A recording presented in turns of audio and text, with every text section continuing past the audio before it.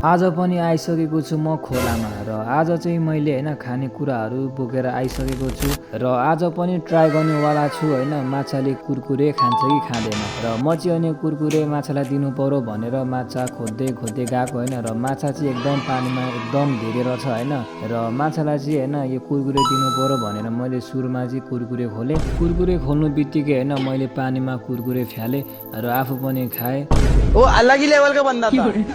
तर जोस माछा चाहिँ एकदम धेरैकै हैन यस्तो माछा त मैले अहिलेसम्म देखेको पनि थिएन र म चाहिँ अझै पानीको बिचमा गएर हैन ढुङ्गामा टेकेर कुरकुरे हाल्दिएको हैन र एउटा माछा चाहिँ हैन खाँदा खाँदा लडिसकेको रहेछ हैन यसलाई चाहिँ मैले उठाएँ हैन तपाईहरु पनि हेर्न सक्नुहुनेछ। तर यो खोलामा चाहिँ हैन माछाहरू धेरै नै ठुलो ठुलो पाउने के हैन र यो एउटा माछा चाहिँ हैन धेरै खाँदा खाँदा लडिसकेको रहेछ र यसलाई चाहिँ मैले उठाएर फेरि साइडमा लगेर राख्दै। यो माछाले चाहिँ हैन धेरै खाएर हिँड्न नसक्ने भएछ र तपाईहरु पनि हेर्न सक्नुहुनेछ हैन माछा चाहिँ कत्रो छ र कस्तो छ तपाईहरुले पनि हेर्न सक्नुहुनेछ। र मैले चाहिँ हैन प्याकेटमा भएको सबै खानेकुराहरू पानीमा नि ओइराइदिए हैन र त्यसपछि त माछाहरू सबै पल्टेको खानेकुराहरू धेरै भएर पनि होला गाइसहरु हैन सबै माछाहरू पल्टेको गर्यो